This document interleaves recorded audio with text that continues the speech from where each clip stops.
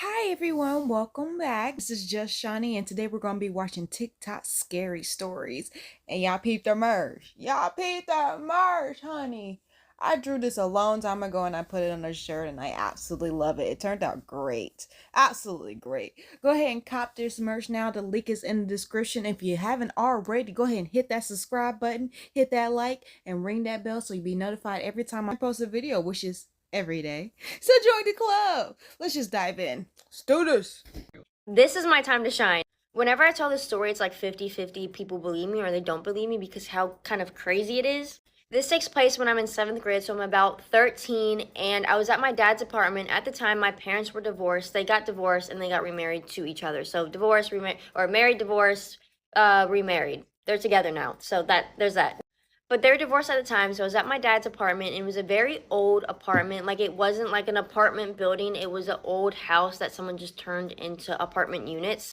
There was about 4 units total. Very old building. The town was also a really old town. But in my dad's apartment, I didn't have a room. I slept on the couch in the living room. And the way this is set up, so it's the living room, and then there's a corner, and it's the kitchen. The kitchen can see the living room, but the living room can't see the kitchen because there's that corner. Also, this unit, I don't know if the other units had it, but this unit had this energy, like you could really feel like it was very like off-putting and eerie feeling energy when you walk into the room or just the unit. So very occasionally I would hear footsteps in the kitchen. So the kitchen floor is very old. Like it was built in probably like the 50s, 60s, and it was that type of material where it's like if someone's barefoot, you can like hear it. It's like sticky almost. So when someone's walking, you can hear the footsteps. And I would always hear those footsteps like someone's walking, and I would look to go see if it was like one of my brothers or my dad, and no one would be in the kitchen, but it always sounded like someone was walking in the kitchen. It was very, very like clear that someone or something was okay, something, because no one was walking in the kitchen, but it's very clear that something was in the kitchen and it was walking. That sounded so disgusting. I didn't like that. So this one night, oh, it's giving me like goosebumps because it's so, ugh. It's like in the middle of the night, probably 2 o'clock. I wake up in the middle of the night so thirsty. So I go to the kitchen to get some water. I don't turn the lights on because I'm just grabbing some water. I'm just pouring water in the cup and that's it. And from the kitchen, there was kind of like a long, dark hall, which was a little creepy at nighttime, but I'm just grabbing my water and I'm just gonna, run to the couch.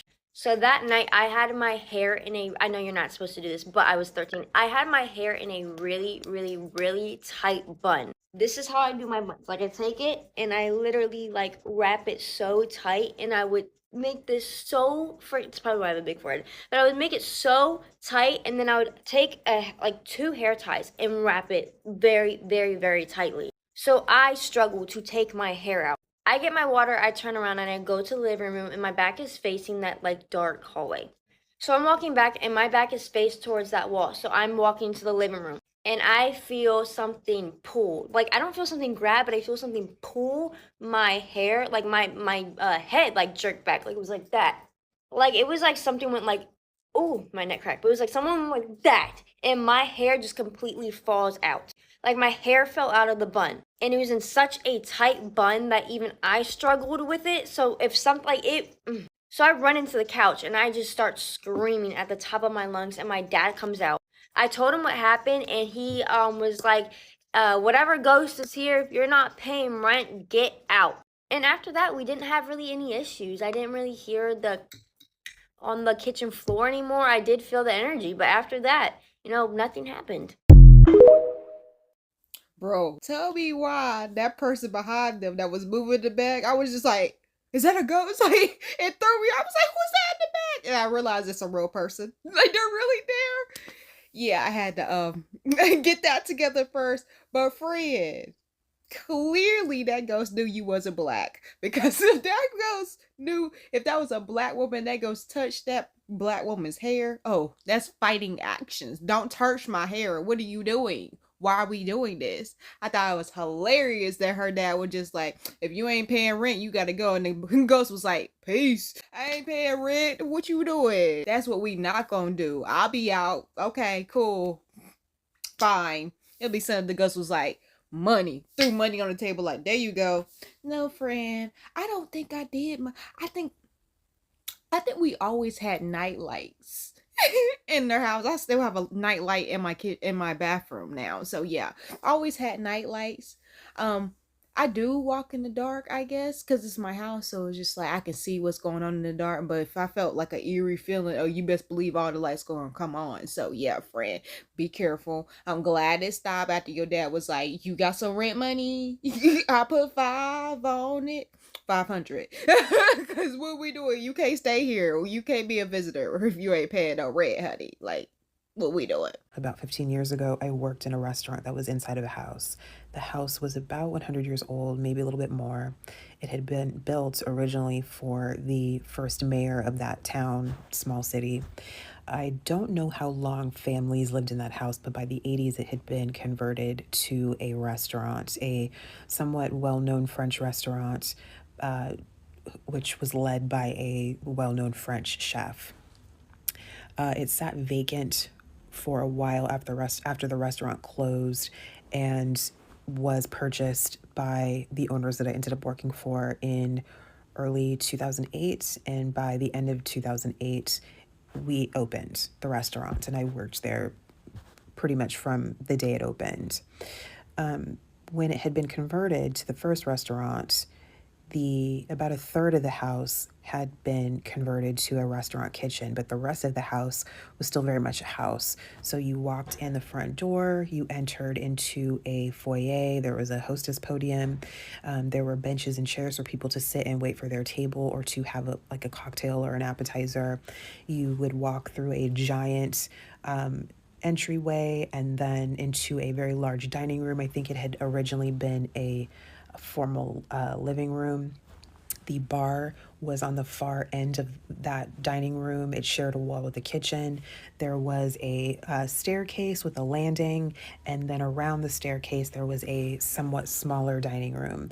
The second floor featured the restrooms and two rooms that previously had been bedrooms, but they were converted to private dining rooms. So I was the bartender. I was there most nights. I closed almost every night.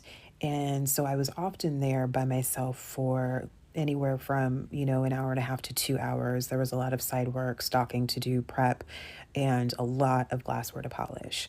So I would just be in there by myself, occasionally listening to music, but mostly just being quiet and just like zoning out. And there would be nights where I would be in there in the bar, polishing glassware, doing my side work, and I could hear in the other dining room what sounded like standard restaurant noise, like the noise you hear when you walk into a restaurant, voices, people chatting, cutlery hitting plates, ice in glasses, just like regular restaurant noise. And I knew nobody was in there. I knew I was the only person there. And I knew that if there was anyone in there, it wouldn't be enough for there wouldn't be enough people to make that type of noise, right? And so I would go check, and of course, as I got down the hall, around the staircase, and into the room, the noise would stop. And it wasn't scary, but it was just weird. And I would bring it up to the owner, and she would say, oh, you're probably just hearing this, or you're probably just hearing this. Or at one point, she thought I needed to get my hearing checked, And then there were other nights where I would hear what sounded like kitchen noises. And if you've ever worked in a restaurant, you know what I'm talking about. Just the standard, pots hitting the stove, the clicking sound that like a gas stove makes when you're turning it on, water running, dishes clanging, utensils, people talking, like the cooks. I could hear like low male voices talking. And again, I knew nobody was in there.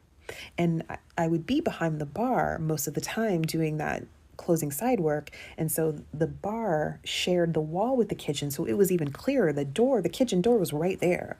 And I would still go in there and look, of course. And I'm like, I know what I'm hearing, but there's nobody there. And again, it wasn't scary. It was just like, this is weird. So the stairs to go to the second floor in the private dining rooms, you would go about 5 or 6 stairs. There was a small landing, and then the stairs would turn 5 or 6 more, and you'd be at the top. And as you got closer to the landing, up those first stairs, the temperature would start to change. It would start to get chilly. And by the time you got up to the second floor, it was outright cold. And it wasn't just the temperature change. There was like a heaviness in the air. The closer you got to the top, to the second floor, the heavier it became. It was a real uneasy feeling. And it wasn't just me that felt this, it was everyone. Other staff, other guests, right? At first, when we first opened in that first month or two, the owners just kept trying to figure out if like the heating was broken. I mean, again, it was a large old house. So they were like, it's just the heat, it's this and this and this. And eventually there was just no other answers. It was that something was going on. Nobody wanted to go to the bathroom because it was up there. And if I hadn't gone to the bathroom before everybody left, I would be holding it because there was no way I was going to the bathroom in that building by myself. One day I was working a double and I had about 3 or 4 hours between my shifts. And I was taking college classes at the time, so I thought I would just go up to one of those private dining rooms and study. This was the middle of the day, broad daylight, like 2, 3 in the afternoon. I take all my stuff up there. I go sit down. And I only made it in one of those rooms for like 30, 45 minutes. It was so uncomfortable. It was just oppressive. The air was oppressive up there. It was just, I was very uneasy.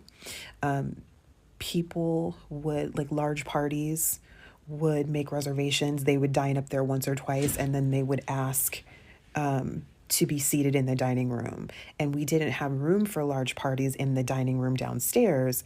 And they were like, we don't care. You can break our party up. We just don't really like it up there. Like nobody wanted to be up there. So one night I was there by myself and we had recently gotten a television for the bar. So I was standing with my back to the bar and I was looking up at watching the television with the sound kind of low while I was polishing glassware. And I was looking at the television and I just like, at the same time, this like dark blur just like zipped by my right eye. And I felt like this jolt of electricity just go all down the side of my face and my neck. The hair on my arm just stood up on my right arm.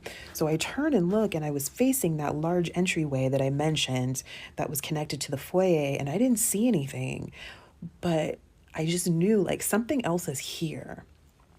Wasn't scared, but just kind of, I don't know. I went around the bar. I went out into the foyer because I was just looking for anything. And at this point, I know like it's not another human being, but something is in this building with me. And I was rounding the stairs, and as I got closer into that other dining room, I started to feel the electricity even more. So you would walk through the door. The door to that other dining room was on the right-hand side, and you would round the corner into the dining room, and there was like a little weird alcove. Nobody really knew what it was. And you could fit like a table and 2 chairs there, like a bistro table and chairs there. And as I walked further into that dining room and got closer to that alcove, all the hair on my body stood up. Not necessarily my scalp, but like my arms, the back of my neck. Like I felt like someone had just zapped me with electricity, and it just kept getting stronger. And I started to get uneasy. That's when I started to get uneasy. And again, I wasn't fearful, but all I could say with certainty was that I knew that something was in that house with me, or some things, a group of people, I don't know. And they were in that alcove. They were sitting at that bistro table. I shut everything down. I left. I did not finish my side work. I came in the next day. My boss was like, why was all this stuff out? And I told her what happened. And she was just like, yeah, there's been some stories about this house. And I'm like, oh, so now you tell us like all this stuff about me hearing things and saying, and you're trying to make it seem like I'm crazy. Anyway, long story short, that experience changed my entire perspective on what I think quote unquote ghosts are. I don't necessarily believe in ghosts as ghosts. After that day, I no longer believed in like transparent figures floating around a house. You know what I mean? It's energy. It is just straight up energy. And that is absolutely what I felt that day. Honey, them ghosts were having a dinner party. Honey, first question is, why are you closing by yourself as the bartender? There should be a manager on hand. What are we doing? Why is the bartender by themselves closing? I don't understand that one. I worked at bars, I worked at restaurants. That's never the case. That'll never happen. There's always a manager there. I I've seen one house that was converted into a restaurant, but it was like a mom and pop restaurant house thing. Like it was like a restaurant, but it was mom and pop. It wasn't extravagant as that sound. That sound like it was cool. But living here in the South, most places are like it's a house business. Like businesses and houses are put together, I guess for convenience from back in the day. So that's how it is. So yeah, friend. That was weird. I would have never closed by myself ever again. I wouldn't go upstairs, not by myself at all. I don't even think I would go there by myself or just be there upstairs. Like, what are we doing? I'm the bartender. Why I gotta go upstairs? We have service for that. I don't need to do that. I can stay right here behind this bar. You got TV. You seeing stuff fly past you. Oh no. Oh no. At least she was like, the energy was good. It wasn't like all pudding. She wasn't scared. But the fact that your boss didn't tell you until afterwards where you didn't do work, then she decides, oh, let me tell her this. Okay. No. That should have been the first thing you said. I shouldn't have had to mention my occurrences for you to tell me what's going on. So, what's the tea? What's the tea? We serving up alcohol and some tea on the side to wash it down. Everyone from New Mexico has at least one or two good ghost stories. I'll tell you about how my hometown is built on a mass grave and how I made a promise to a ghost that I have to see out for the rest of my life. So in the early 15 and 1600s, the Spaniards were coming in full effect, mostly through Tenochtitlan, which the Spaniards later named New Spain, now known as Mexico City. There was a route that would take you through Tenochtitlan to El Paso up to Taos. Taos was important because it was the promised land for the Spaniards. They were told that there was silver, gold, jewels, minerals, wealth, and the royals in Spain said, give me that. So they wanted all their Spaniards to go up to Taos, plunder, and send it back home. So they tried. So there was these caravans coming out of Mexico City headed to Taos. There was a couple of them. They were all a day or two apart, and there were a couple hundred people per caravan. So the first one gets to El Paso, and they get warned, don't go any further unless you're sure you have everything you need to fend off these Apaches, because they've been actively raiding in this area. They're strong warriors, and they will get you. The caravan said, we got this. We could do this. So they keep going. They come across Mesilla. Mesilla was a little pueblo outside of El Paso in New Mexico. It just consisted of a church at the time, and that church is actually still standing. They set up camp, and they didn't realize they were watched and followed. Please correct me if I'm wrong. This is just what I've heard. That the Apache don't kill or fight at night. I think it's a bad omen. So they wait for the morning. The sun comes up, and everyone. The Apache successfully raids. Everyone is, and they leave. The second caravan reaches the first caravan's camp and sees everyone slaughtered. And they start digging and start burying everyone. Everyone has their own grave. Everyone has their own cross. And they keep going forward to Taos. That became the Valley of the Crosses. It was like a field of crosses across this route that would take you up north. And so it became a landmark. They would say you reach the Valley of the Crosses and you have 2 or 3 days and you're in Taos. With the influx of people that came into this region later on, Mesilla grew.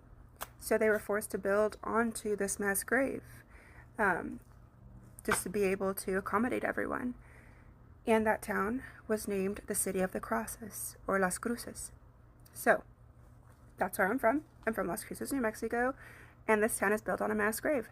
The home that I was raised in was very haunted, specifically by 4 spirits. The first one was a 5-year-old girl, blue plaid dress, pigtails, blonde curls. Second one was a buffalo soldier. The buffalo soldiers were actually really common in this region. 19 miles north of Las Cruces, New Mexico, there's a fort. It's called Fort Selden. This was a fort specifically made for the buffalo soldiers. The third spirit was a cowboy. He was a jerk, and he had a pipe, and he would flick ghost matches at you. They weren't real matches, but they were little fireballs, and he'd flick them at you just to be a jerk. And the fourth one wasn't really a spirit. It was like a portal. It was a black vortex type thing. I don't know. It was scary. Anyways, fast forward, I'm 10 years old and I get offered my own room. I don't have to share a room with my sister anymore. It just so happens to be the most spiritually active room in the whole house. So I'm terrified, but I take it because I want the space. And I'm white knuckling through the fear. I coped in the worst way possible. Don't ever do this the way I coped. What I did was every night before bed, when I was most scared, I would lift the blanket next to me and I would say to the little girl specifically, if you promise to never let me see you, I will be your friend forever. I said that. And I put the blanket back on her, like I was tucking her in. And I would say that every time I was scared, which was a lot. I was scared a lot. Fast forward, I'm 18 years old. My car is packed. I'm leaving town the next day. My first time living alone. I'm excited. I'm getting some sleep. I get woken up 3 a.m. Stiff as a board. Can't move. I can move my eyes. I look at the foot of my bed. Who's there? The Fedora Man. Everyone knows the Fedora Man. He's there. He's standing there, observing me.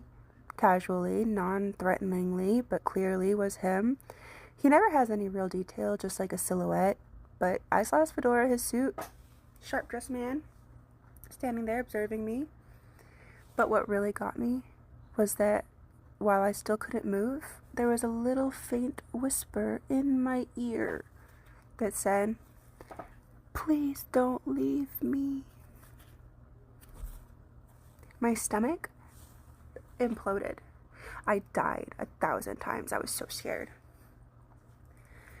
I'm finally able to move again. I jump up. I kiss my family goodbye. I hit the road and I say, done with that. JK. Joke's on me. Because she's with me. She came right along. Why? Because I promised her that I'd be her friend forever. Yep.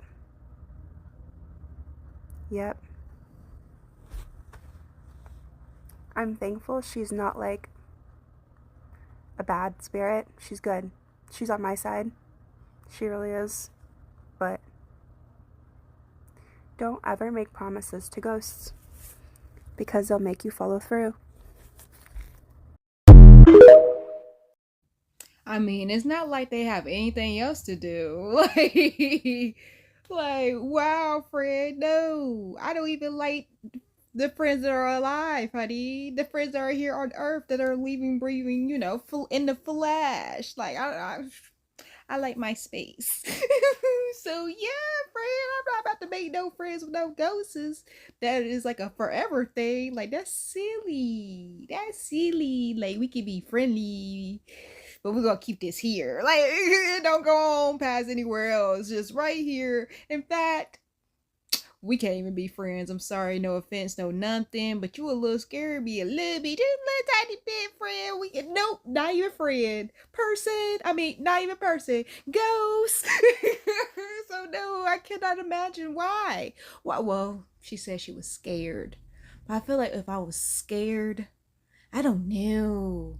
Because I feel like I would tough it out with my sister, so I wouldn't be scared. Because that's too much. And she said she had sleep paralysis and saw some guy that apparently we're supposed to know, but I don't know, and I'm not trying to get to know. Like, we're not making friends here. That's the moral of the story. Let's not make friends. And yeah, making promises to ghosts that you don't plan on keeping, that you don't want to keep, because it's a plan, because they already made it a plan. You didn't spoke it out your mouth, so now it's a thing. Yeah, no. Moral of the story is, don't make promises, don't talk to ghosts. Let's just put it right there. Don't talk to ghosts. Simple. Yeah. So yeah, Fred, I wouldn't do that. I wouldn't. I'm glad you got out of the house. It was 8 years in that house, and you was just inviting the little girl ghost in your bed to sleep with you, tucking her in. What are we doing? What are you doing? Well, shoot. I wonder if she was in the background with her, like, yep, that's how it happened. We here for life, boo. This is a commitment. You know, like, I felt like she was just like, yeah, just tell it right. This is what happened. Yeah, you're my guardian angel. I'm your guardian angel, but a ghost. Yeah. No, not me. I'm not doing that. We're not talking to ghosts. We're not talking to strangers. How about that? That we were taught that at a very young age. So I think that still applies. Especially applied to her. Don't talk to strangers. Don't make promises to people you can't see or people you can see. Just don't do that. Subscribe.